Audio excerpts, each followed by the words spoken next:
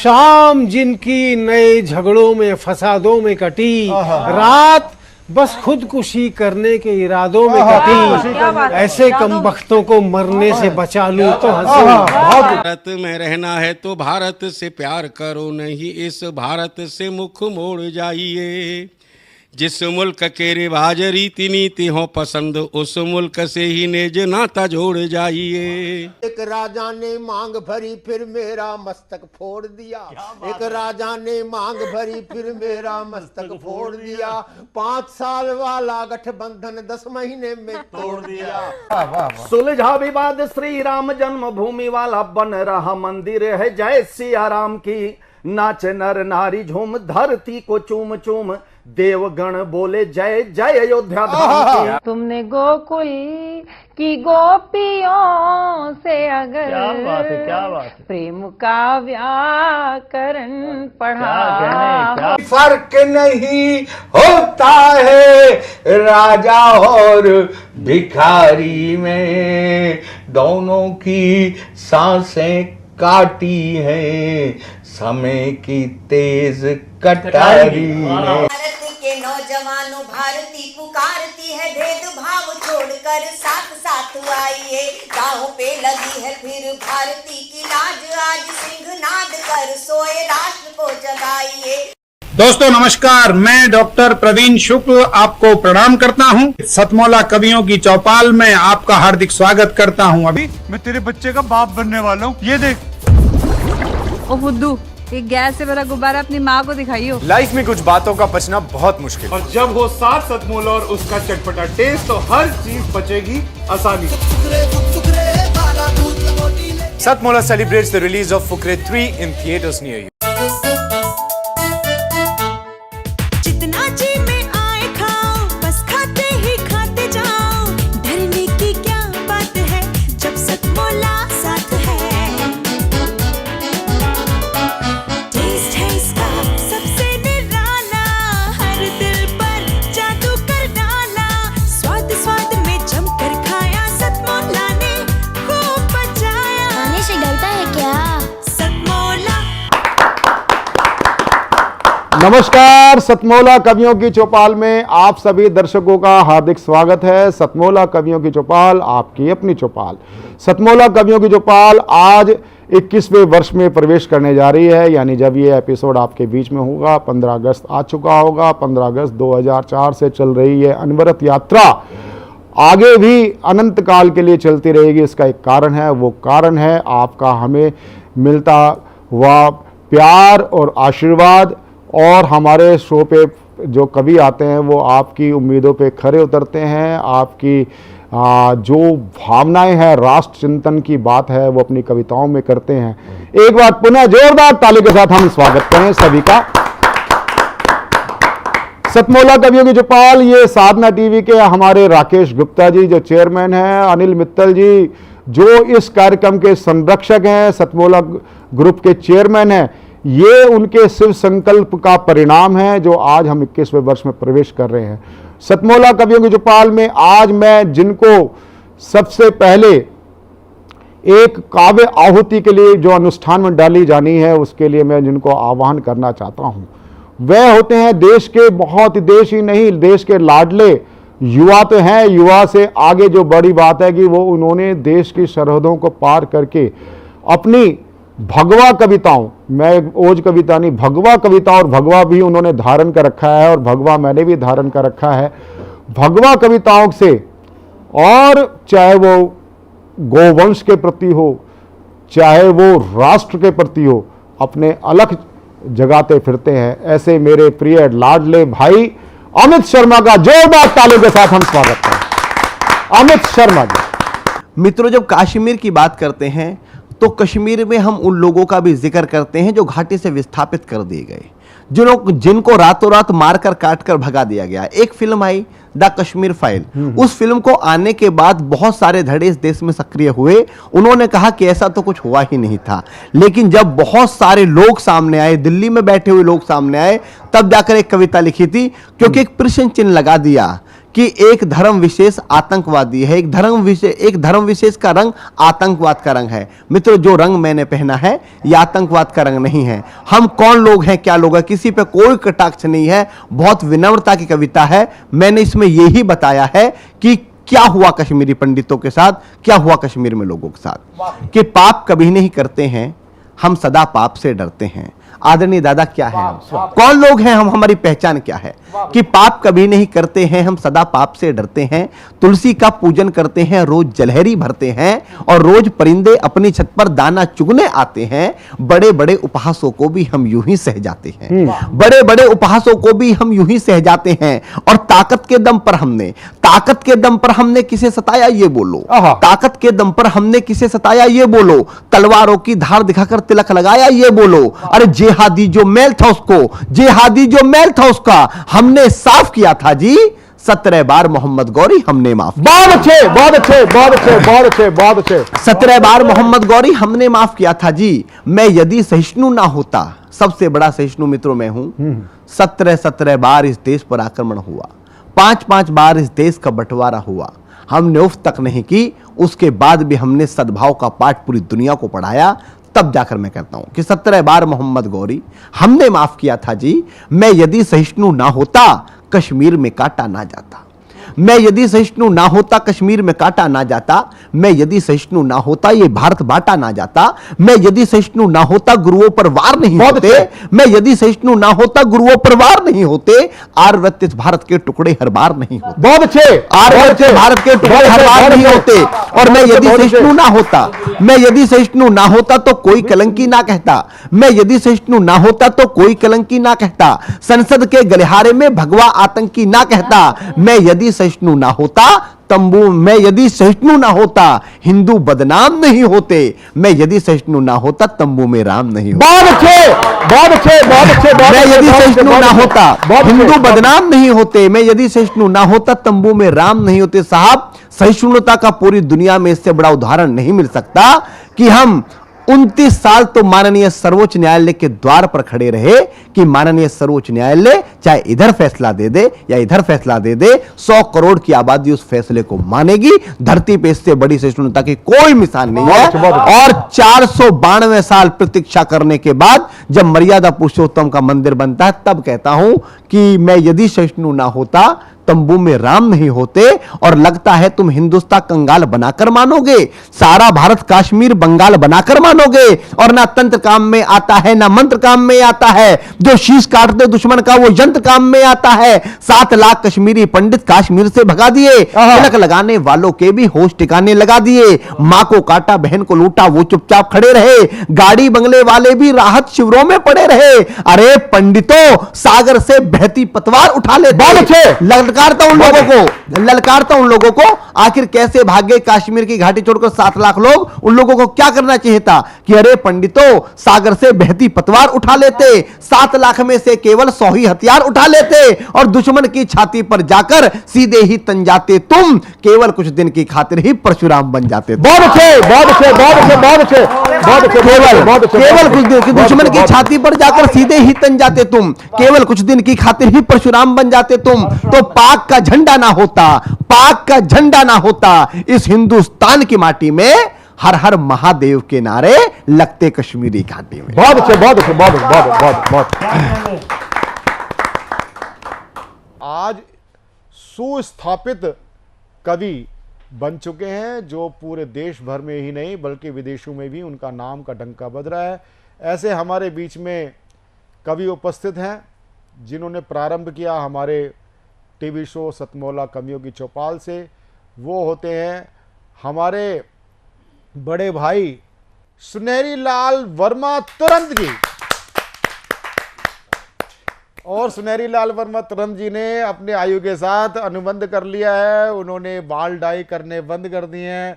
वो हमें भी कहते हैं कि भाई आप भी मूल स्वरूप में आ जाओ, लेकिन भाई हमें तो मतलब इसी रूप में ठीक रखता है।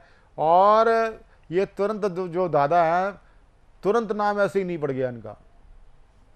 इनको कोई भी कुछ बोल दे, सही बोल दे, गलत बोल दे, उल्टा बोल दे, सुल्टा बोल दे, ये चवन्नी के ठंडी तुरंत पकड़ाते हैं। ऐसे जोरदार कवि का हम अभिनंदन करते हैं सुनेरी लाल वर्मा तुरंत। तो सुनेरी लाल वर्मा तुरंत मूलतः ब्रज के कवि हैं और ऐसे कवि जो अध्यापन में रहते हुए उन्होंने काव्य पाठ कार्य प्रारंभ किया और उनकी कई कविताएं अनेक राज्यों की पाठ्य पुस्तकों में आपकी कविताएं लग चुकी हैं। आपने राम मंदिर पर भी बहुत अच्छी एक आपकी पुस्तक आई, वो आपकी पुस्तक मेरे पास नहीं पहुंची लेकिन मुझे जानकारी मिली। सुनेरी लाल वर्मा तुरंत एक पैरोडी को किसी समय साहित्य जगत में दोयम श्रेणी का भी नहीं माना जाता था, लेकिन पैरोडी को सुनेरी लाल वर्मा तुरंत जी ने सुस्थापित किया। आप चाहे आपके दोहे हों, चाहे छंद हों, और ऐसी मार मारते हैं या तो आदमी को एमआरआई करनी पड़ती है, सीटी स्कैन कराना पड़ता है। ऐसे लोग साहित्य जगत में ऐसे लोग हैं जो इनकी कविताओं का एमआरआई करते हैं, और लेकिन उस एमआरआई से भी आपकी कविता 24 कैरेट सोने की शुद्धता आपके मानक पे खरी उतरती है। जहाँ जोरदार ताली के साथ हम सुनेरी लाल वर्मा तुरंत जी का स्वागत करते हैं। सुनेरी लाल वर्मा तुरंत। मित्रों नमस्कार। सतमोला कवियों की चौपाल के इस एपिसोड को 21वें वर्ष में प्रवेश होने पर बहुत बहुत सम्मान सहित बधाइयाँ और धन्यवाद भाई आदरणीय प्रवीण आर्य जी को, जिन्होंने इस मुहिम को जब से चलाया है तब से चला ही रहे हैं, अपने सभी काम छोड़ करके सब कुछ त्याग करके इसमें लगे हुए हैं। बहुत बहुत सम्मान, बहुत बहुत धन्यवाद, बहुत बहुत बधाई। और सतमोला की गोलियां बनाने वाले लाला जी को भी धन्यवाद। सतमोला कवियों की जो गोली बनाते हैं ना, उनको धन्यवाद। अब वो बिस्कुट भी बनाने लगे हैं, अब वो पपड़ी भी बनाने लगे हैं सोन पापड़ी। हाँ, अब हमें मजा आने लगे हैं। तो इसलिए आज उनके लिए भी 4 लाइनें सुनाएंगे। वाह वाह, स्वागत स्वागत अनिल मित्तल जी के लिए। अनिल मित्तल जी के लिए, अनिल मित्तल जी के लिए साहब मैं 4 लाइन सुनाता हूँ उनके लिए। वो इतने बड़े लोग हैं, उनके लिए हम क्या लिख सकते हैं, क्या कह सकते हैं कि तोड़ कर चांद सितारे तो ला नहीं सकता। मित्तल जी आपके लिए, तोड़ कर चांद सितारे तो ला नहीं सकता, और कितने भारी हैं वो पर्वत हिला नहीं सकता। कितने भारी हैं वो पर्वत हिला नहीं सकता, और कितना करता हूँ तुम्हें प्यार क्या बताऊँ मैं, चीर के अपना कलेजा दिखा नहीं सकता। तो लोग सब दर्दमंद मिलते हैं, काम के लोग चंद मिलते हैं, और जब मुसीबत का दौर आता है सबके दरवाजे बंद मिलते हैं। बहुत अच्छा, बहुत अच्छा, बहुत अच्छा। ऐसे हमारे लाला जी ऐसे नहीं हैं, उनके दरवाजे हमेशा सबके लिए खुले हैं। दिल बड़ा है, फेफड़े बेशक छोटे हों लेकिन दिल बहुत बड़ा है।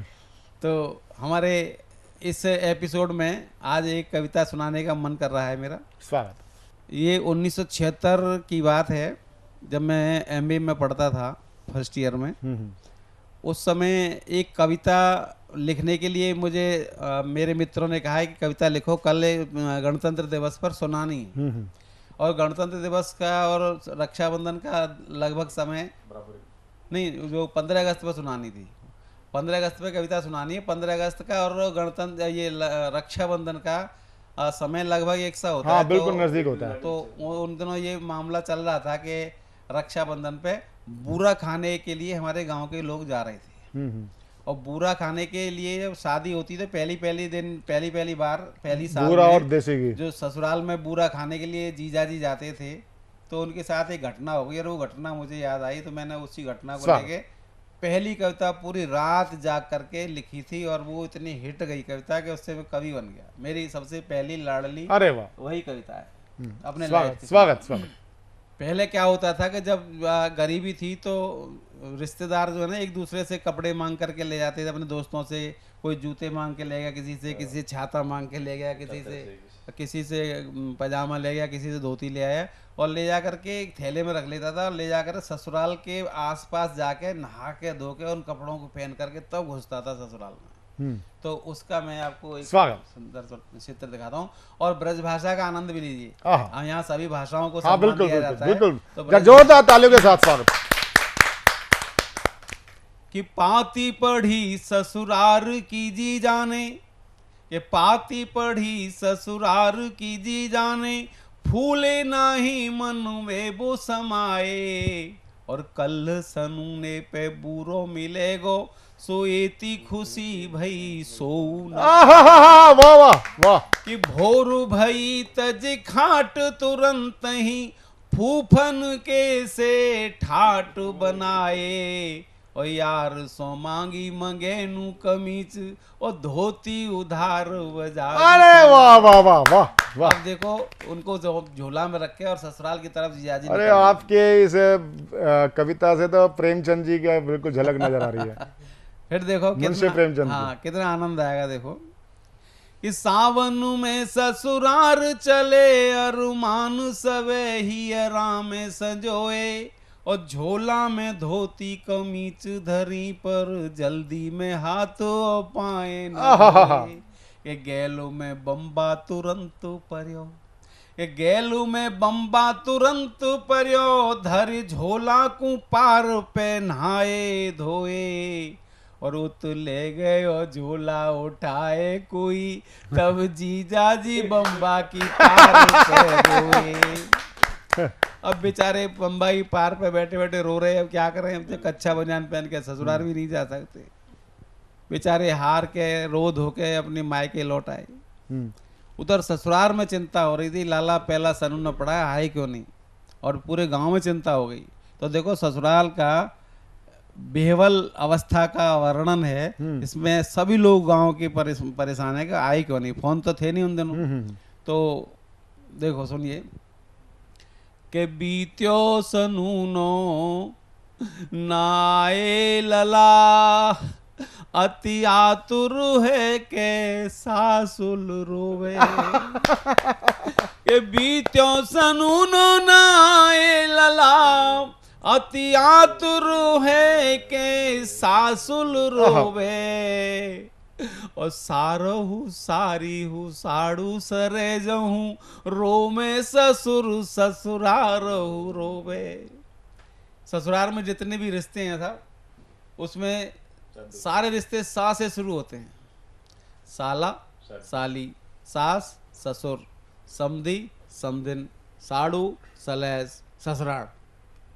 तो ससा की राड़ है ये ससुराल। के बीत्यो सनूनो नाए लला, अति आतुर है के सासुल रोवे, और सारो सारी हूँ साड़ू सरे जहूँ, रो में ससुर ससुरार रोवे। के हीन दशा जब देखे तुरंत, के हीन दशा जब देखे तुरंत, तो दीन दशा करी पंथ हूँ रोवे, और उत जीजा की याद में रो में जीजी, इत झोला की याद में जीजा जी रोवे। तो जीजा जी बेचारे इधर झोला की याद में रो रहे थे साहब। 15 दिन के बाद एक और चिट्ठी आई ससुराल से, लाला तुम बुरा खाने नहीं आए हमारे यहाँ, तुमने बेइज्जती करा दी हमारी, अब जा लालिए लेवाले जाओ, जा 1.5 महीना है और रहते रहते सावन के महीना में। तो वो और दूसरी चिट्ठी पढ़ के तो उनको ऐसे लगी जैसे कलेजे पे किसी ने गोली मार दी हो, एकदम झोला याद आ गया उनको दूसरी चिट्ठी देखते ही। अब वो आनंद और मज़े नहीं थे कि उन्हें जाकर के वो दोबारा से ससुराल में ले सकें। तो दूसरी में कितना तकलीफ हुई, और जाने के वक्त ससुराल में पहुँचे भी तो सास ने ये नहीं पूछी कि लाला तुम बूरो खाने क्यों ना आए। वो बेचारी सीधी सादी थी, जो बोली लाला हमने तुम्हें भैंस दी शादी में, वो ब्याह पर ही का। तो जीजाजी ने कितनी गुस्सा में आकर जवाब दिया वो देखिए कि सारे के हाथ की पाती लिखी, जो मिली तब जीजा ने बेमन खोली, कि बूरो तो खाए ना आए लला, करो बाए दई मेरी खूब ठिठोली। अब ले जाओ लाली लिवाए तुरंत, जो बात पढ़ी तो लगी जैसे गोली। और जीजा जी जो ऋषि आए भये ससुरार गए, तब सासुल बोली कि आओ ललायत बैठो खटोला पे। खटोला तो सब जानते होंगे, खटोले, खाट का बेटा। हाँ हाँ, एक खाट का पोता भी होता है। मुडा ना, पिंडी पिंडी पीढ़ी पीढ़ी कहते हैं इसे। हाँ, पीढ़ी पीढ़ी पीढ़ा पीढ़ा पीढ़ा पेड्डा पीढ़ी है। ते आओ ललायत बैठो खटोला पे, ब्याहे परी का वो भैंस हमारी। और डारो है का बतराओ जरा, कछु बात सुने हम आज तिहार। हाँ, बहुत अच्छा बहुत अच्छा। तो जीजा जी बोले रिसाए तुरंत ही। ब्रज में कैसे जवाब दिया जावे कि जीजा जी बोले रिसाए तुरंत ही, ब्याह परी मेरी सासु पजारी। और डारो हो मेरो ससुर पड़रा, मर सारो गयो सो बिक गई। वाह वाह वाह वाह। अब बड़े बड़े तो समझ गए लाला गुस्सा में है, सारी बोली बिक गई सारी। मैं क्यों बिक गई? तो वो कैसे कह रही है कि चूल्हे में जामे जे जीजा मरे, कि चूल्हे में जामे जे जीजा मरे, कहीं भाज गई सारी पास न आवे। सो वासंती बागों में कोकलिया बिन, सूनी सी आम की डारो न। बहुत अच्छा बहुत अच्छा बहुत अच्छा। और छोटी सी बात न कोई कहे, तब मोटी सी बात तुरंत सुनावे। और कैसे रहे मन मार के जीजा को, सारी बिना ससुराल न भावे। बहुत अच्छे बहुत अच्छे बहुत अच्छे बहुत अच्छे। ये थी ससुराल की यात्रा जीजा जी की। इसी कविता से मैं तुरंत बना, रात को तुरंत कविता लिखी थी। बिल्कुल बिल्कुल। और इसी से मैं तुरंत बना, यही मेरी तुरंत बनने का राज है। वाह, बहुत बहुत धन्यवाद। वैसे आप बताऊं को तुरंत कि मैंने आपका नाम बड़ा दुष्प्रचारित कर रखा है। मैंने दुष्प्रचारित क्या कर रखा है कि मैंने बाबा तुरंत देव आपका नाम रखा हुआ है। बाबा मतलब ये लगा लो कि इधर मैनपुरी में तुरंत आनंद बाबा तुरंत आनंद। आज अगर मैं कहूं अमित भाई भी उस चीज की अलग जगा रहे हैं, वागीश जी भी अलग जगा रहे हैं, और कई हमारे काव्य संगठन भी अलग जगा रहे हैं। आज मंचों पर जो वस्तुतः स्थिति है कि ऐसा नहीं कि मैं मंचों पे नहीं हो सकता था, मंच की जो प्राथमिकताएं हैं उसमें हम फिट नहीं बैठते। मंच आज बड़े बड़े जो कवि हैं, बड़े दुर्भाग्य के साथ बोलना पड़ता है, आज अगर मिर्जापुर 3 फिल्म आती है तो सब हो हल्ला कर रहे हैं कि ये फिल्म पर रोक होनी चाहिए, इसका विरोध होना चाहिए। लेकिन इस स्थिति के जिम्मेदार कौन है? इस स्थिति के जिम्मेदार कहीं ना कहीं हम हैं। हमने ऐसे कवि को मंच से क्यों नहीं उतार दिया? जहां एक मंच संचालक संचालन करते हुए ड्राइंग रूम में बैठ करके उठ करके कवि और कवित्री दोनों बेडरूम वाली कविताएं करने लगे, छेड़खानियां होने लगे और छीटाकसी होने लगे, ऐसी छीटाकसी जो बेडरूम में भी वो नहीं हो सकती। आज मंच को प्रदूषित करने का कार्य हम में से सभी कर रहे हैं ना। हम सुधरेंगे, हमें स्वयं अपने हाथ में झाड़ू लेनी होगी, इसकी सफाई करनी होगी अपनी वाणी से। और मेरे इस शो पे इस बात का सौभाग्य रहा है कि मेरे अगर शो पे कोई ऐसा कवि हाथ से आ भी गया, मैंने तुरंत उसको मना कर दिया, भाई ये कविता आपकी यहाँ पर नहीं होगी। कहते मेरे पास इसके अलावा कुछ नहीं। मैंने ठीक है कोई बात नहीं, धन्यवाद। लेकिन मेरा सौभाग्य रहा है कि आज 20 वर्ष कंप्लीट करके जब हम 21वें वर्ष में आ रहे हैं, 20 वर्ष से 21 वर्ष से जिनका हमारा सीधा नाता है, वागीश दिनकर जी के साथ बैठे हैं, वो हैं वेद प्रकाश वेद। वेद प्रकाश वेद ना वो चाटुकार कवि हैं, ना वो चारण कवि हैं। उनके पास अगर है तो हास्य है, और अगर हास्य है तो मुझे राजेंद्र राजा जी की कुछ पंक्तियां याद आती हैं। हाई कमान ने भैया जी को पार्टी से निकाल दिया, पर भैया जी ने भी हार न मानी, झट पान की दुकान लगा। ये देख मेरी श्रीमती बड़े दुख इस पर में बोली, भैया जी पहले देश की सत्ता कोठी बंगला कार से चलाते थे और आज पान की दुकान लगा रहे हैं। मैंने कहा अरे बेवकूफ, ये पहले भी चूना लगाते थे और आज भी चूना लगा रहे हैं। वे प्रकाश वे। बहुत बहुत आजकल क्या है, सीसीटीवी का ज़माना है। आपकी हर हरकत कैमरे में कैद हो जाती है, मोबाइल में कैद हो जाती है। और राजनीतिक लोग कुछ इस तरह बेशर्म हो गए हैं कि उनकी सारी हरकतें कैमरे पर वो मानने को तैयार नहीं होते, कहेंगे कि अभी जांच चल रही है। इसी यही भूमिका है, कविता भी यही है, इतनी कविता है। और मैंने एक व्यंग का टुकड़ा लिया है, प्रवीण भाई देखिएगा, अमित ध्यान देना। महाधूर्त नेता से जब पूछा उसके कृत्यों को लेकर सवाल, महाअपराधी नेता से जब पूछा उसके अपराधों को लेकर सवाल, आप मुझे अपराधी नहीं कह सकते, अभी जांच चल रही है, कहकर गया टाल। और जाकर बोला अपने बाप से, देखा बापू जांच का बहाना लगाकर किस तरह टरका दिया चुपचाप से। बाप गलती से ईमानदार था, बाप गलती से ईमानदार था, बोला तुम्हारी ये बात बहुत खल रही है, मुझे बापू मत कहो, अभी जांच चल रही है। बहुत अच्छे, बहुत बहुत बहुत। और अभी तो रावण दिल्ली आया। मैं सच्ची बात बता रहा हूँ भाई, आजकल के YouTube चैनलों की कसम एकदम सही बात है। हाँ, तो उसका क्या हाल हुआ, किस संगत में फंस गए, क्योंकि कई बार आदमी गलत संगत में भी फंस जाता है। वो मुझे ध्यान है, एक आदमी बहुत ज़्यादा पीकर गिरता पड़ता हुआ घर पहुंचा। अगले दिन पत्नी ने पूछ लिया, कल कहाँ से इतनी पीकर आया था? कहने लगा कुछ नहीं, कल मैं गलत संगत में फंस गया। पत्नी ने कहा किनके साथ बैठ लिया? बोला हम 4 दोस्त थे, 1 बोतल थी, 3 पीते नहीं थे। हाँ, तो आदमी ऐसी संगत में भी फंस जाता है। तो रावण का जो हाल हुआ वो सुनिएगा। लोग ऐसी बात कर रहे हैं, हमारे नेता आजकल रावण को भी मात कर रहे हैं। ये बात उड़ते उड़ते रावण तक पहुंची तो रावण बौखला गया। अपने से भी बड़े महारथियों के दर्शन करने वो लंकापति, वो दशानन आनन फानन में सीधा दिल्ली आ गया। अपने से भी बड़े महारथियों के दर्शन करने वो लंकापति, वो दशानन आनंद फानन में सीधा दिल्ली आ गया। स्टेशन के बाहर आते आते घटना घट चुकी थी, ओला करने के पैसे भी नहीं बचे थे, अगले की जेब कट चुकी थी। बहुत अच्छे, बहुत बहुत बहुत बहुत। निराश मायूस लंकेश, चेहरे पे उदासी, मन में क्लेश लिए वो मुझसे टकराया।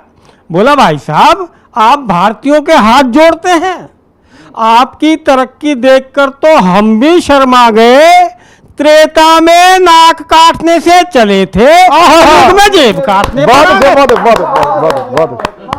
त्रेता में नाक काटने से चले थे, कलयुग में जेब काटने पर आ गए। वो तो भला हो मंदोदरी का 100 का नोट अलग से अंटी में फंसा दिया था, वरना खाने के भी पैसे नहीं बचते, मुझे तो मरवा दिया था। बहुत अच्छा, बहुत।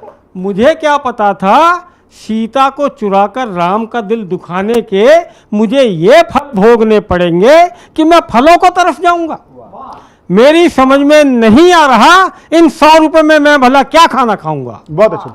मैंने कहा राम को क्यों इल्जाम दे रहे हैं, राम को सताने वाले तो मजे ले रहे हैं। और अगली पंक्तियों पर आप सबका स्नेह चाहता हूं।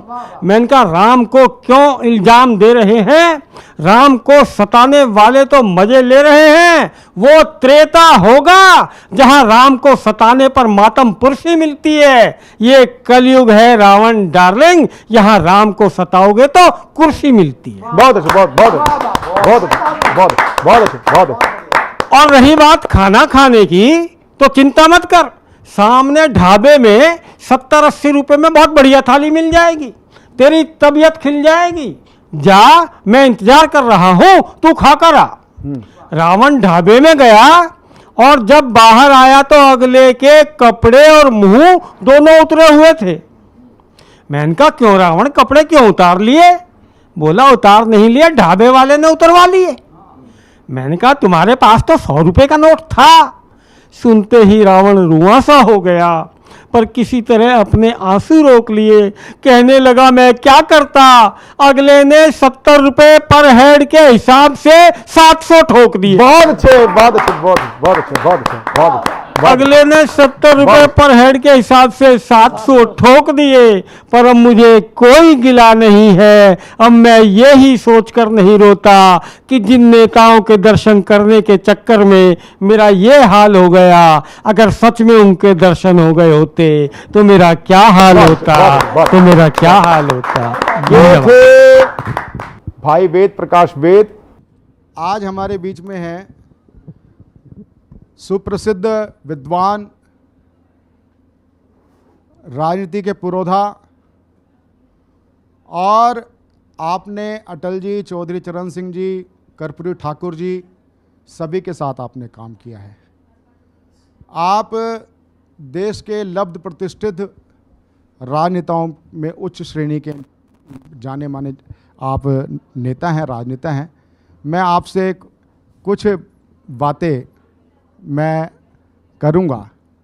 तो सबसे पहले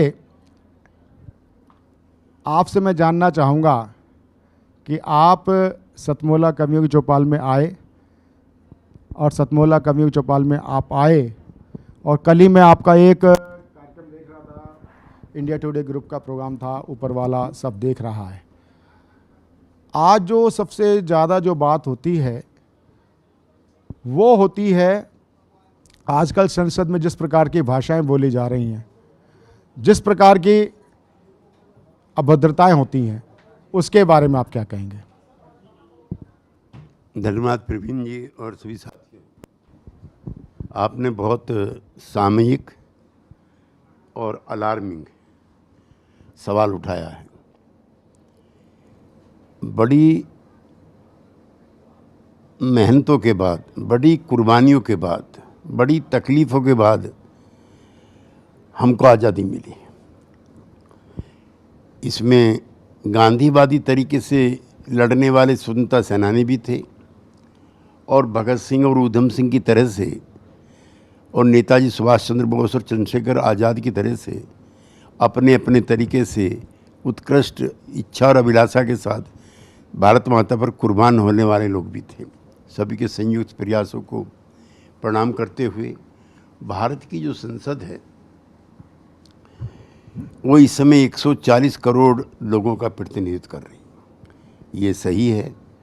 देश लंबी गुलामी के बाद आज़ाद हुआ, शिक्षा भी संपूर्ण नहीं थी, और लंबी गुलामी ने एक मानसिकता भी हम लोगों की बनाई, जिससे छुटकारा पाने में भी अभी कभी समय लगेगा।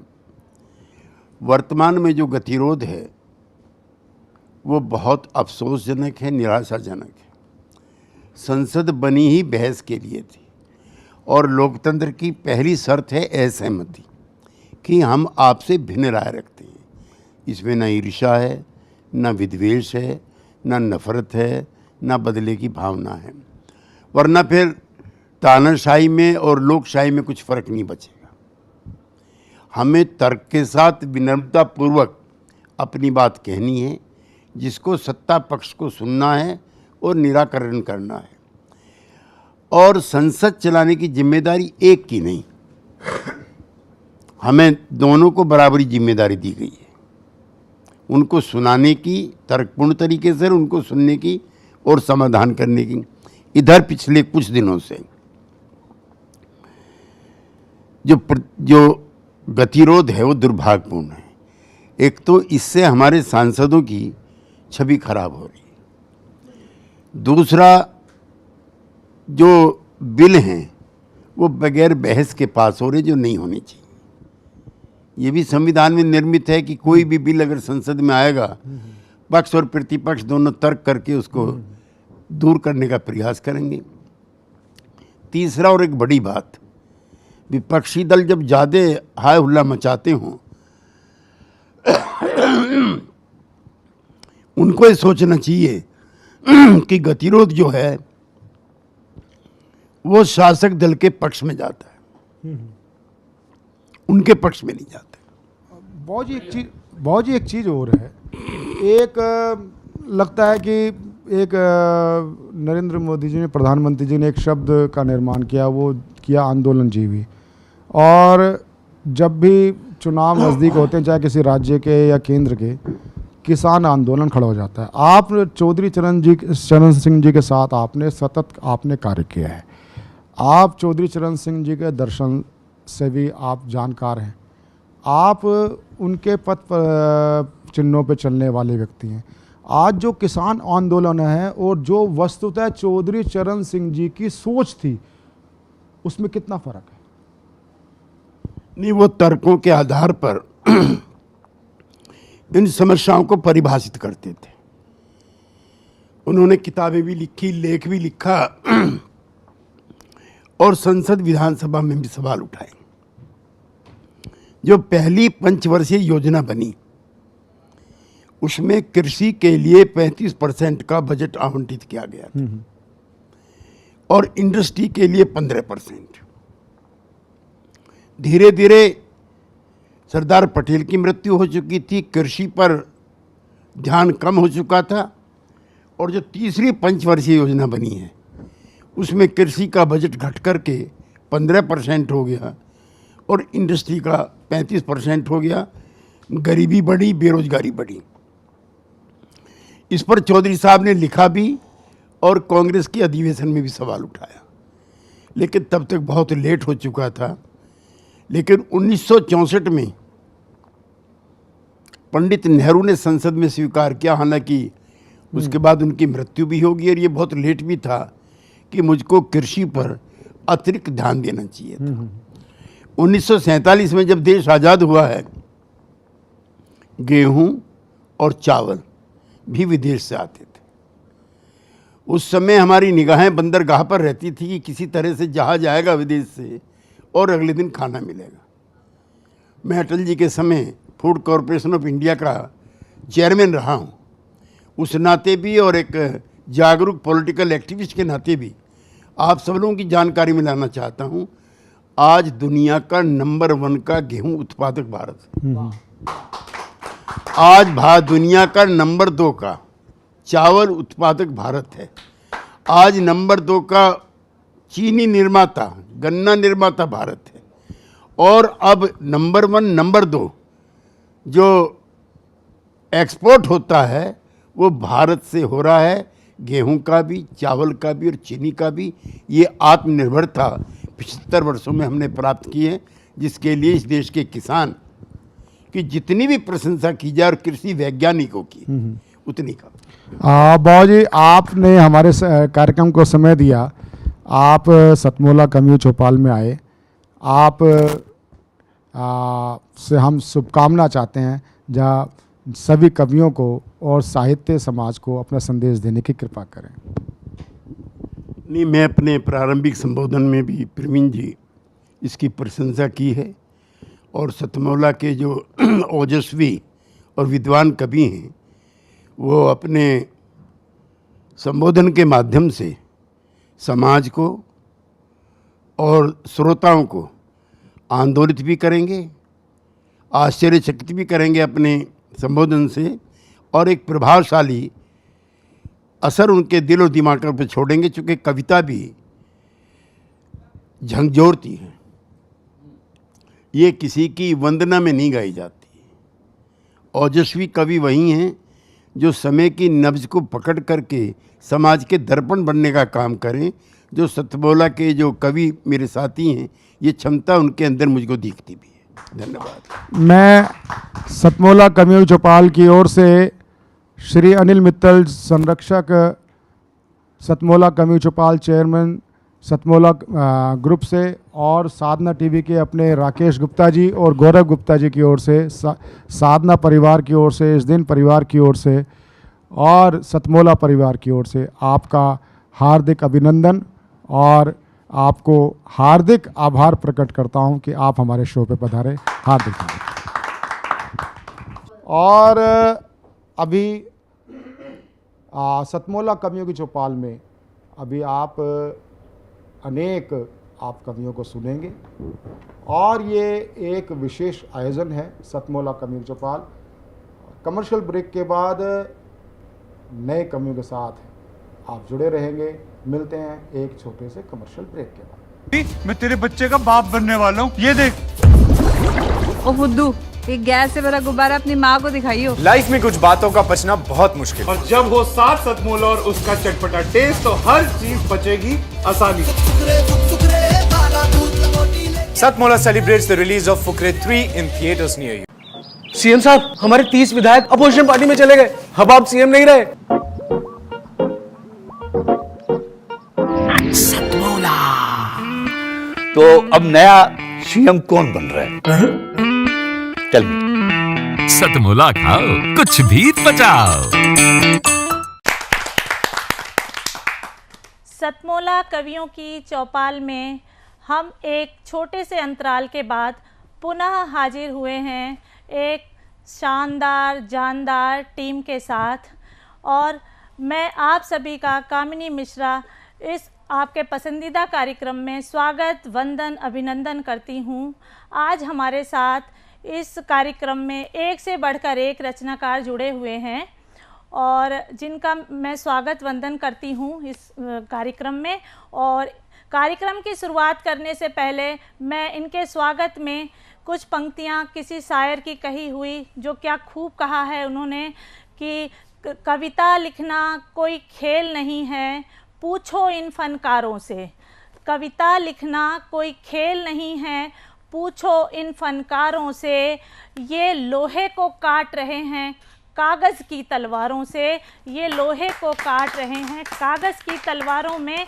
और मैं कार्यक्रम को आगे बढ़ाते हुए इसी कड़ी में आगे चलती हूँ।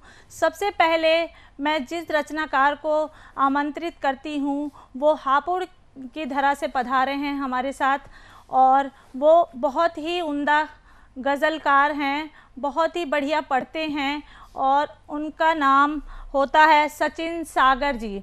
सचिन सागर जी एक बहुत ही सुंदर गज़ल पढ़ेंगे हमारे साथ, और उनकी एक पुस्तक भी हाल ही में प्रकाशित हुई है जिसका नाम है मेरे महबूब। हाल ही में इन्होंने ये पुस्तक का प्रकाशन किया है और उनको हार्दिक शुभकामनाएं, बहुत बहुत बधाइयाँ देती हूँ मैं।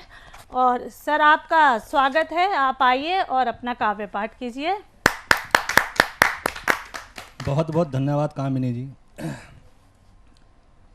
एक गज़ल पेश कर रहा हूँ, सुनिएगा।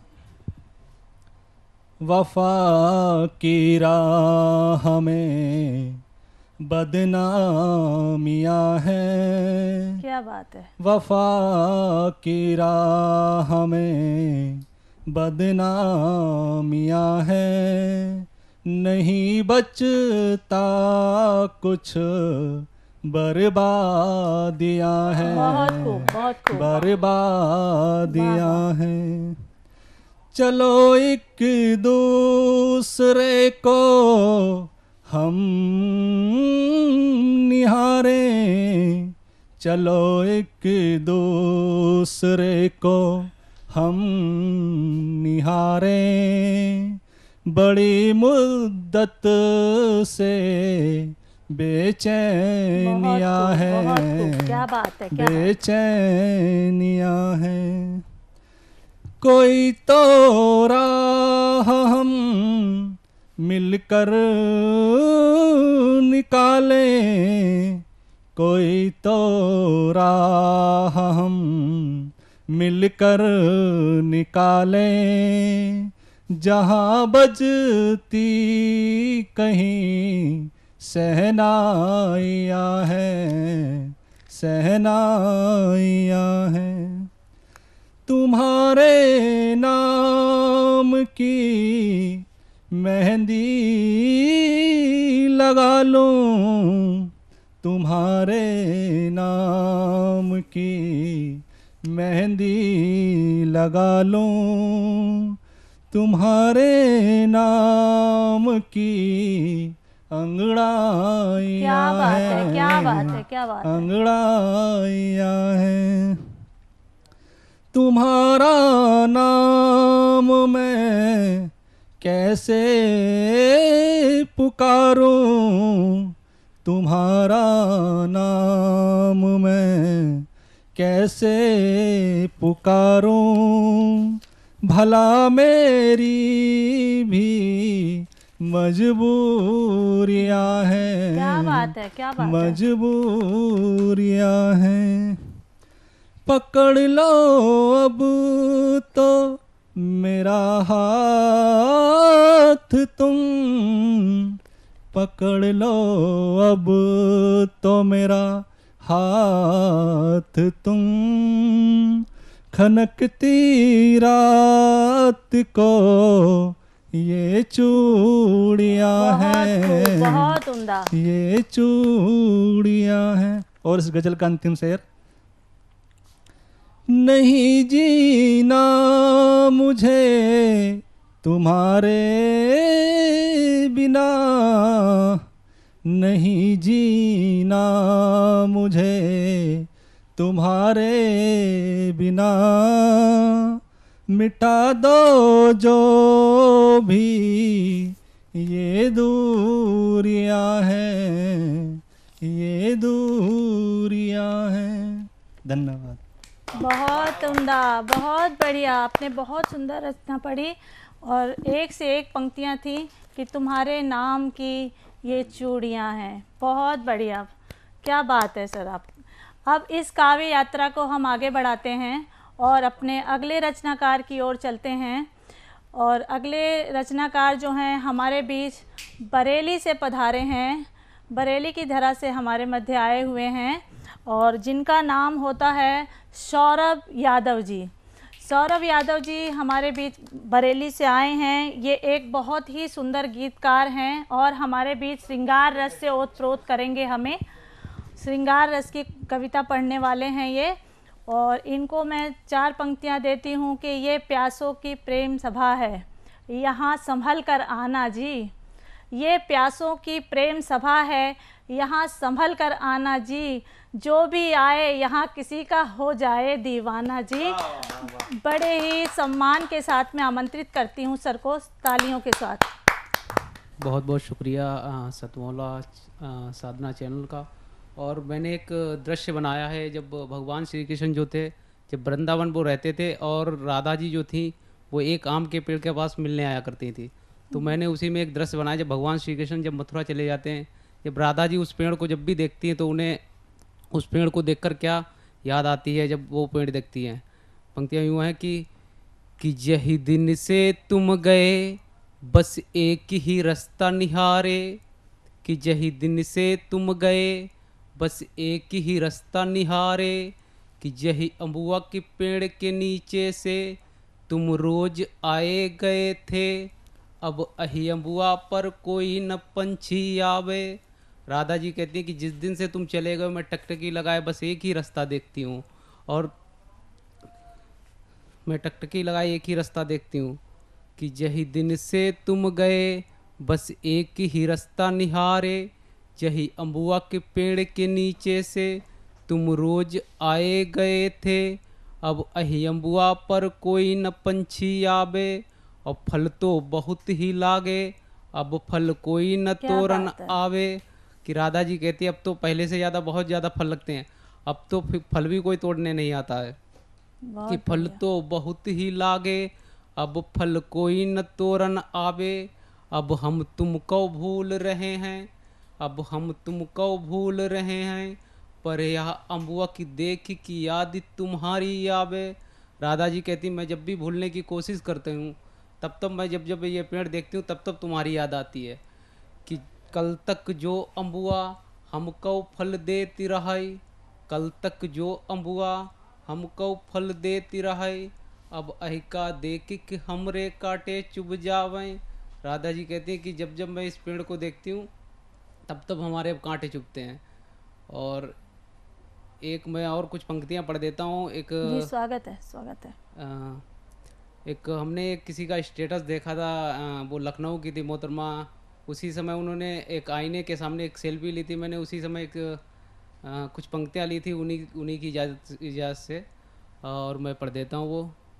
कि आज से एक शायर की गज़ल हो तुम, कि आज से एक शायर की गजल हो तुम। क्या बात है। आसमां से आई कोई अप्सरा हो तुम, आसमां से आई कोई अप्सरा हो तुम, कि तुमने तो बस आईने से सेल्फी ली, तुमने तो बस आईने से सेल्फी ली, हमने जी भर के देखा एक चेहरे में कितने चेहरे दे गई हो तुम, आज से एक शायर की गजल हो तुम। क्या बात है। आसमां से आई कोई अप्सरा हो तुम, कि साड़ी तो बस लखनवी थी मगर जाना। क्या बात है। कि साड़ी तो बस लखनवी थी मगर जाना, तुमने जब से पहना उसे बनारसी कर गई क्या हो बात है। तुम, बहुत खूब। बनारसी कर गई हो तुम खुद को यूं ही सजाती रहना, तुम खुद को यूं ही सजाती रहना, जानता हूँ मैं तुम्हें परियों की रानी हो तुम। बहुत खूब, बहुत जानता हूँ मैं तुम्हें परियों की रानी हो तुम, आज से एक शायर की गजल हो तुम, आसमां से आई कोई अप्सरा हो तुम, आसमां से आई कोई अप्सरा हो तुम। क्या बात है, क्या बात है। बहुत सुंदर सौरभ जी, बहुत सुंदर आपने अपनी रचना पढ़ी और राधा जी के वियोग की बात की आपने अपनी रचना में। जहाँ पर प्रेम की बात चलती है वहाँ राधा कृष्ण का वर्णन ना हो ये तो हो ही नहीं सकता। तो आपने अपनी रचना में बहुत सुंदर बात कही और जो दूसरी रचना भी पढ़ी आपने वो भी बहुत उम्दा थी, लखनवी साड़ी अब बनारसी हो गई। बहुत बढ़िया। तो अब हम अपने इस कार्यक्रम को आगे लेकर चलते हैं और हमारे अगले जो प्रतिभागी हमारे साथ जुड़े हुए हैं वो दिल्ली से हमारे मध्य आए हुए हैं, जिनका नाम होता है राजेंद्र आर्य। राजेंद्र आर्य जी सनातन सिद्धांतों पर अपनी रचना लेकर हाजिर हुए हैं और बहुत ही अच्छे गीतकार हैं। और आइए उनका स्वागत तालियों से करती हूँ और 4 पंक्तियाँ उनको देती हूँ कि मंजिल उनको मिलती है, मंजिल उनको मिलती है जिनके सपनों में जान होती है, मंजिल उनको मिलती है जिनके सपनों में जान होती है, पंखों से कुछ नहीं होता हौसलों से उड़ान होती है, पंखों से कुछ नहीं होता। सर आपका स्वागत है, तालियों के माध्यम से मैं आपका स्वागत करती हूँ। आप आइए और अपना काव्य पाठ करिए। धन्यवाद जी। मैं राजेंद्र आर्य, मैं वैदिक सिद्धांतों पर अपनी एक गीत प्रस्तुत करना चाहता हूँ। स्वागत है सर, आपको स्वागत। पसंद आएगा, ध्यान से सुनिए। क्या हमारे सिद्धांत थे इस राष्ट्र के जो सर्वोपरि कहलाता था, विश्व में सर्वोपरि था। कैसे मैं बताऊं, कैसे मैं सुनाऊं, कितने श्रेष्ठ सिद्धांत हमारे थे। क्या बात है। कैसे मैं सुनाऊं, कितने श्रेष्ठ सिद्धांत हमारे थे। चक्रवर्ती थे हम दुनिया में, हो चक्रवर्ती थे हम दुनिया में, हम सबसे न्यारे थे। कैसे मैं सुनाऊं, कितने श्रेष्ठ सिद्धांत हमारे थे। क्या होता था, क्या शिक्षा थी हमारी?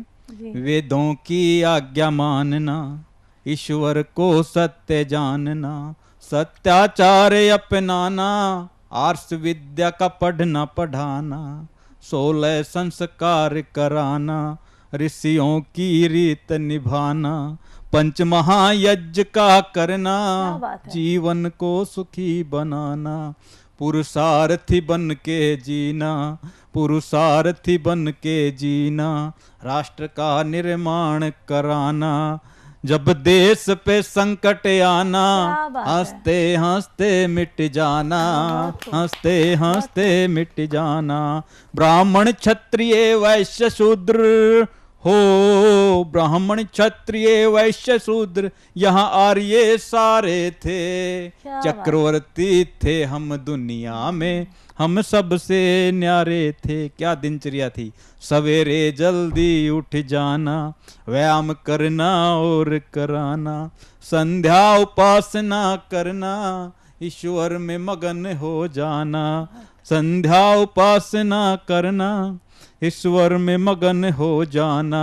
2 समय का यज्ञ रचाना, वातावरण को शुद्ध बनाना। ऋषियों के सत्र लगाना, शिष्टाचारी बन जाना, शिष्टाचारी बन जाना। निर्धन की सहायता करना, जीवन में पुण्य कमाना।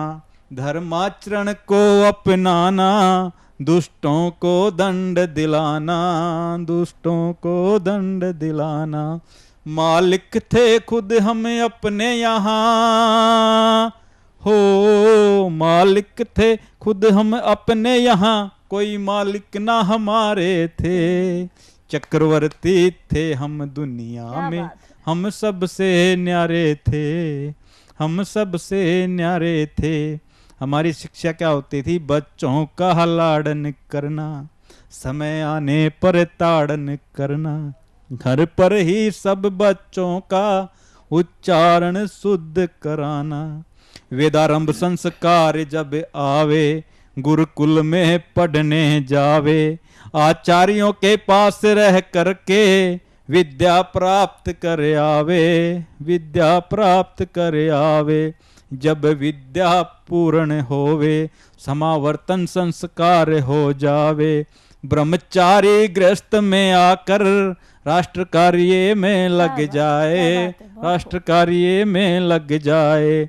ब्रह्मचारी वानप्रस्थ सन्यासी हो, ब्रह्मचारी वानप्रस्थ सन्यासी सब गृहस्थ के सहारे थे। चक्रवर्ती थे हम दुनिया में, हम सबसे न्यारे थे। और जब बिगड़ाव हुआ, दुर्दिन जब देश के आए, अकर्मण्य सब हो जाए। विद्या पढ़ना छूट जाए, फिर सिद्धांत कैसे बच पाए, सिद्धांत कैसे बच पाए। फिर पाखंड बढ़ता जाए, पोपों का राज हो जाए। स्वाधीन भी ना रह पाए, दासों के दास बन जाएं, दासों के दास बन जाएं। गुरुकुल भी बंद हो जाए, मैं काले शिक्षा आ जाए। मानसिक गुलाम हो जाए, कहो फिर कैसे बच पाए, कहो फिर कैसे बच पाए। ऋषियों ने हमें जगाया था, हो ऋषियों ने हमें जगाया था, हम सो गए सारे थे। चक्रवर्ती थे हम दुनिया में, हम सबसे न्यारे थे, हम सबसे न्यारे थे। और अंतिम में एक संदेश देना चाहता हूं। दुनिया में सबसे सर्वोत्तम सिद्धांत हम रखते हैं। आर्य पुत्रो अब जग जाओ, यही विनती हम करते हैं, यही विनती हम करते हैं। आर्य निर्माण कराओ, घर घर वेद का नाद गुंजाओ। आर्य प्रशिक्षण सत्र लगाओ, खूब पुण्य तुम कमाओ, खूब पुण्य तुम कमाओ। आर्य निर्माण से ही राष्ट्र का निर्माण होता है। किण्वंतो विश्व आर्यम का, वेद भी आदेश देता है, वेद भी आदेश देता है। आर्यकर्ण बहुत हुआ लेकिन, हो आर्यकर्ण बहुत हुआ लेकिन, हम अपनों से हारे थे। चक्रवर्ती थे हम दुनिया में, हम सबसे न्यारे थे, हम सबसे न्यारे थे। धन्यवाद। बहुत खूब, बहुत ही सुंदर, बहुत ही उम्दा आपकी रचना रही सर। आपने अपनी संस्कृति का पूरा चित्रण ऐसा किया कि आंखों के आगे वो सारी चीज़ें दिखाई देने लगी। बड़ी ही उम्दा रचना थी आपकी, बड़ी मौलिक रचना आपने पढ़ी, बहुत अच्छा लगा। तो और अपने अगले पायदान की ओर चलते हैं। हमारे अगले प्रतिभागी जो कि बड़ी ही दूर से हमारे मध्य पधारी हैं, गुजरात महसाणा से हमारे बीच आई हैं, जो नारियों पर अपनी बात रखेंगी, नारियों पर अपनी कविता कहेंगी। और जब नारियों की बात चलती है तो मैं अपनी ये 4 पंक्तियाँ कहे बिना नहीं रह पाती हूँ कि अगर चुपचाप हूँ हरगिज़ न बेचारी समझ लेना, अगर चुपचाप हूँ हरगिज़ न बेचारी समझ लेना, हाँ मैं भी जानती हूँ तख्त तो ताज को पलट देना, किनारों में सिमट कर बह रही हूँ मैं अगर तो क्या, छिछले ताल का पानी समझकर मत उतर लेना, छिछले ताल का पानी समझकर मत उतर लेना। और इन्हीं पंक्तियों के साथ में बड़े ही सम्मान के साथ आमंत्रित करती हूँ रश्मि जी को, रितिका रश्मि जी को। स्वागत है मैम आपका। थैंक यू मैम, और सभी सुनने वालों को मेरा धन्यवाद। मैं आज स्त्रियों के ऊपर एक कविता लेके आई हूँ, क्योंकि हमारे यहाँ गृहिणियों को बोलते हैं ना, दिन भर क्या करते रहते हो तुम, ऐसे हंसी मजाक में भी और ऐसे भी बोल दिया जाता है। तो मैं उसी बाबत एक कविता लेके आई हूँ, उम्मीद है आप लोगों को पसंद आएगी। तो सुनिएगा। सुनो सखी, सुनो सखी, अब की जब पूछे कोई तुमसे करती रहती हो तुम क्या दिन भर, तो ना होना कथमपि हतप्रभ ना ही किंचित विचलित ही। क्या बात है। बस एक बार तुम पोटली अपनी उलझन वाली रख देना सारी, गांठ खोलकर एक मंद मधुर स्मित रख अधरों पर अपने। और केतली से लेकर बिस्तर के सिलवट तक के चक्रव्यूह का भेदन करने दे देना उनको, और केतली से बिस्तर तक की सिलवट तक के चक्रव्यूह का भेदन करने दे देना उनको। कह देना कैसे अधजागी आंखों से तुम चाय के पानी संग तपाया करती हो स्वयं को, दिन भर के थपेरों से जूझने को नित्य। कैसे दुनिया भर की तमाम उलझनों को झाड़ू की एक पतली सी सींक पे कर लेती हो तुम इकट्ठा क्षण मात्र में। फर्श पर पड़े एक एक चिन्हों को जब तुम्हारा पोछा करीने से करता है साफ, तो तुम बीते पलों की अप्रत्याशित यादों को कैसे धूमिल कर लेती हो तत्काल ही। कुकर की सीटियों के साथ कैसे चक्कर घिन्नी की तरह नाचती हो रसोई में अग्रिम आज्ञा पालन के लिए, और कैसे दाल तरकारियों के हल्दी हींग इलायची की खुशबुओं के साथ अपने को सुवासित कर लेती हो स्नेही जनों को खुशी दे पाने की लालसा में नित्य। बताना सबको कि आटा जब गूंथती हो तुम तो सिर्फ आटा ही नहीं, अपितु ढेरों उलझी सुलझी आशा उम्मीद कही अनकही दुख और सुख को भी गूंथती हो सदा। और ये भी बताना न भूलना कि शारीरिक मानसिक पीड़ाओं को परे धकेल कर होता है कितना दुरूह और दुस्तर कायदे करीने से खुद को सुव्यवस्थित साँचे में ढाल कर बन जाना एक सलीकेदार औरत, काम से वापस लौट आने वालों के लिए। क्या बात है। गोल टेढ़ी कच्ची फूली रोटियों के साथ कैसे सेका करती हो तुम व्यथित मन के उतार चढ़ाव को, देखो ये भी बयां कर देना पक्का ही सखी। क्या बात है। शिथिल पांव, सुन्न हाथ और विवश विकल से अधमरे शरीर का बोझा लिए बिस्तर की सलवटों में अपनी खुद की छवि का होता है कैसे अवलोकन, सखी तुम कर देना जिक्र इसका भी थोड़ा सा। और ये मेरी प्यारी सखी, अब की जब कोई पूछे तुमसे करती रहती हो क्या तुम दिन भर, पल पल का ब्यौरा दे देना, तुम उनको सारा किस्सा कह लेना, तुम उनको सारा किस्सा कह लेना। धन्यवाद। क्या बात है, क्या बात है, बहुत बढ़िया रश्मि जी। एक इसी क्रम में मैं एक स्त्री पढ़ी एक और कविता पढ़ूंगी, एक छोटी सी कविता। स्वागत है। सुनो कब तलक खटखटाती रहोगी तुम यूं ही उम्मीदों का दरवाजा आखिर। क्या बात है। सुनो कब तलक खटखटाती रहोगी तुम उम्मीदों का दरवाजा आखिर, ताक में हर शख्स बैठा है यहाँ मानो तुम्हारी अदद एक गलती के इंतजार में। जरा देखो तुम स्वयं कैसे कदम कदम पर हैं घात लगाए बहेलिए तुम्हारे पर काटने के फिराक में। सुनो स्त्री नहीं मिलेगी मुआफी ता जिंदगी तुम्हें उन गलतियों की भी जो तूने कभी की ही नहीं। क्या बात है। सुलगती आग पर लाक्षागृह बनाने की कोशिशें पिघला देगी तुम्हारा अस्तित्व, सुलगती आग पर लाक्षागृह बनाने की कोशिशें पिघला देगी तुम्हारा अस्तित्व। जागो कि प्रीत रस में पगा तुम्हारा हृदय स्पंदन कर रहा है सदियों से तुम्हारे चैतन्य होने के इंतजार में। क्या बात है। अब और जाया ना करो अपने वक्त और वजूद को तुम, लौट आओ उस चौखट से त्राण की लिप्सा में जहां संजोए हैं तुमने सिर्फ और सिर्फ त्रास।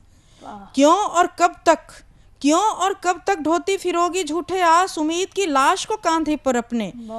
चलो तिलांजलि दो उन्हें और मुक्त कर दो उनके साथ स्वयं को भी। आओ चलें कि चलकर आज चढ़ा आए संभावनाओं की समाधि पर हम मिलकर दो श्वेत पुष्प।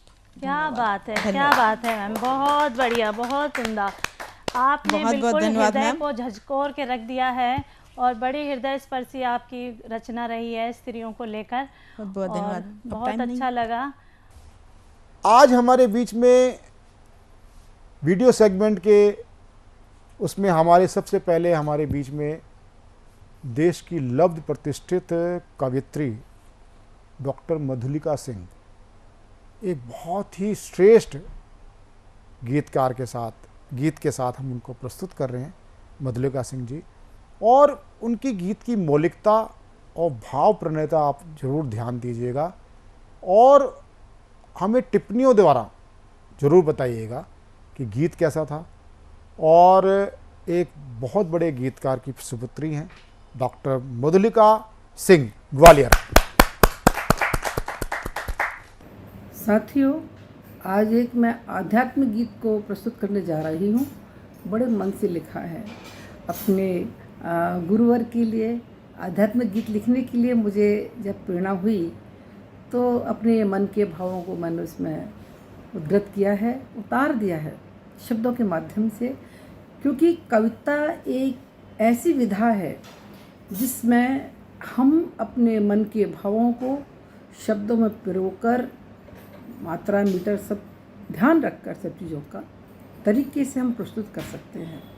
और कविता ही एक ऐसा माध्यम है, हम अपना गा कर बोल कर अपने भाव प्रस्तुत कर सकते हैं। हमारे हृदय में जितने भी भाव होते हैं, क्योंकि भाव प्रवण होता है हर इंसान, कविता भी, तो मैं आज वो गीत प्रस्तुत करने जा रही हूँ अपने गुरुदेव के लिए। शब्द इस प्रकार है उसके कि जब भी जाती हूँ मंदिर में, जब भी जाती हूँ मंदिर में, बंद कपाट मुझे मिलते हैं। जब भी जाती हूँ मंदिर में, बंद कपाट मुझे मिलते हैं। और मलिन देख मेरे चेहरे को, मलिन देख मेरे चेहरे को, अक्सर कुटिल हंसा करते हैं। जब भी जाती हूँ मंदिर पर, बंद कपाट मुझे मिलते हैं। ये मैं कहती हूँ अपने गुरुवर से कि मेरे तो आराध्य इष्ट तुम, मेरे तो आराध्य इष्ट तुम, माता पिता और हो गुरुवर। मेरे तो आराध्य इष्ट तुम, माता पिता और हो गुरुवर। पाई कृपा तुम्हारी जब से, पाई कृपा तुम्हारी जब से, अंतरदीप जला करते हैं। पाई कृपा तुम्हारी जब से, अंतरदीप जला करते हैं। मंदिर में जब भी जाती हूँ मंदिर में। अब उनका जो हमें प्रेम प्राप्त हुआ तो मैं क्या लिखती हूँ कि सर पर जब तक हाथ तुम्हारा, सर पर जब तक हाथ तुम्हारा, मुझे नहीं कोई चिंता है। सर पर जब तक हाथ तुम्हारा, मुझे नहीं कोई चिंता है। यूं तो लोग सहारे तृण के, यूं तो लोग सहारे तृण के, वो दरिया पार हुआ करते हैं। यूं तो लोग सहारे तृण के, दरिया पार किया करते हैं। जाती हूँ मंदिर में, जब भी जाती हूँ मंदिर में। बंद कपाट मुझे मिलते हैं, जब भी जाती हूँ मंदिर में। कि पाया नेह तुम्हारा जब से, पाया नेह तुम्हारा जब से, इस दुनिया को समझ गई हूँ। पाया नेह तुम्हारा जब से, दुनिया कैसी समझ गई मैं। मेरे गीत लोग अब सुनकर, मेरे गीतों को अब सुनकर, असली भजन कहा करते हैं। मेरे गीतों को अब सुनकर, असली भजन कहा करते हैं। जब भी जाती हूँ मंदिर में, बंद कपाट मुझे मिलते हैं, जब भी जाती हूँ मंदिर में, जब भी जाती हूँ मंदिर में। अंतिम जो पंक्तियाँ हैं बड़े मन से लिखी हैं, कि उसमें जो भाव है मेरा, कि मेरे ईश्वर भगवान, तपस्या, गीत, गज़ल सब कुछ तुम ही हो गुरुवर, क्योंकि गुरु के बिना कोई कृपा होती ही नहीं है ना। तो कि मैं लिखती हूँ उसमें कि तुम ही गीत गज़ल हो मेरी, तुम ही गीत गज़ल हो मेरी, तुम ही मुक्तक छंद रुबाई। तुम ही गीत गज़ल हो मेरी, तुम ही मुक्तक छंद रुबाई। इसीलिए पारस प्रतिमा में, इसीलिए पारस प्रतिमा में तेरे दर्श हुआ करते हैं। इसीलिए पारस प्रतिमा में तेरे दर्श हुआ करते हैं। जब भी जाती हूँ मंदिर में, जब भी जाती हूँ मंदिर में, बंद कपाट मुझे मिलते हैं।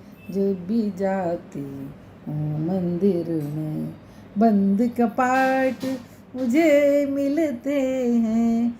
दुखी देख मेरे चेहरे को अक्सर कुटिल हंसा करते हैं।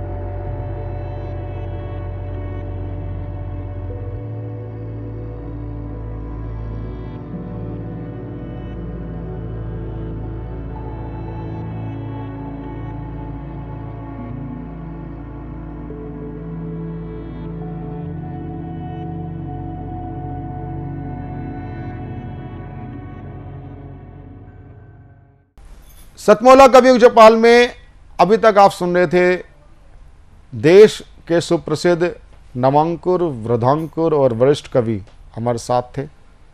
और सतमोला कवियुग चौपाल में हम अब सुनते हैं हमारे सतमोला कवियों की चौपाल के संरक्षक श्री अनिल मित्तल जी, जो सतमोला ग्रुप के चेयरमैन भी हैं। आज ये कार्यक्रम 21 वर्ष का तो हो ही रहा है, जो इनका शिव संकल्प है हमारे साथ, वो ये एक ना रुकने टिकने वाली यात्रा है, आगे बढ़ती रहेगी, ऐसा उनका शिव संकल्प है। श्री अनिल कुमार मित्तल जी। नमस्कार दोस्तों, मैं अनिल मित्तल, चेयरमैन सतमोला ग्रुप। मैं जैसे आप सब लोग जानते हैं कि 2004 के अंदर मैंने सतमोला कवियों की चौपाल आरंभ करा परवीन आर्य के साथ मिलके।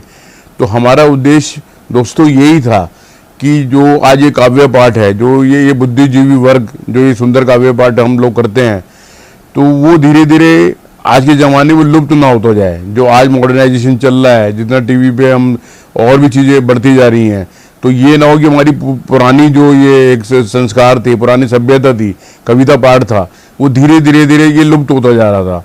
तो इसीलिए हम दोनों ने मिलकर 2004 के अंदर सतमोला की कवियों की चौपाल आरंभ करी, जिसके अंदर हम ऐसा प्लेटफॉर्म देते रहे हैं जिसके अंदर नए से नए कवि, जो भी कवि काव्य पाठ उसमें करना चाहे उसका स्वागत करते हैं हम लोग, उन्हें मौका देते हैं नए नए कवियों को। और आप लोगों से यही निवेदन है कि जो भी चाहे आप पहली बार काव्य पाठ करते हैं तो आप सब सतमोला कवियों की चौपाल के प्लेटफॉर्म पर आएँ, आप लोगों का स्वागत है। उसके अंदर आप अपनी मौलिक कविताओं को सुनाएं, उनके अंदर जो भी कमी होगी तो हमारे पुराने जो एक्सपीरियंस कवि हैं वो उनको सुधारेंगे और आपको और इम्प्रूव करने की कोशिश करेंगे। आपसे निवेदन है कि सतमोला कवियों की चौपाल में आएँ और अपना काव्य पाठ करें। सतमोला कवियों की चौपाल जो 21 वर्ष की हुई है, उसका कारण हमारा परस्पर आपस में विश्वास है। यदि आप भी टीवी शो में, हमारे टीवी शो में काव्य पाठ करना चाहते हैं तो टीवी स्क्रॉल पर चल रहे नंबर 9711182183 पर हमें व्हाट्सएप करें। हमारी समन्वयक टीम आपसे तुरंत संपर्क करेगी। आप हमारे साथ 5 वर्ष के सदस्य बने। और आपने जैसे अब हमारे टीवी शो में देखते हैं कि बिना पक्षपात के ही हमारा कार्यक्रम सभी को बराबर मौका देते हुए चलता है। आप अपना स्वर्णिम भविष्य बना सकते हैं हमारे साथ चलते हुए। एक अनथक यात्रा में हमारे साथ काव्य अनुष्ठान में सहभागी बने, सतमोला कवियों के साथ जुड़ें। और सतमोला कवियों की चौपाल के सभी दर्शकों का भी हार्दिक धन्यवाद कि आपके प्यार और स्नेह आशीर्वाद से हम 21 वर्ष पूरे कर सके। धन्यवाद, नमस्कार। सीएम साहब, हमारे 30 विधायक अपोजिशन पार्टी में चले गए, अब आप सीएम नहीं रहे। सतमोला। तो अब नया सीएम कौन बन रहा है? चल सतमोला खाओ, कुछ भी पचाओ।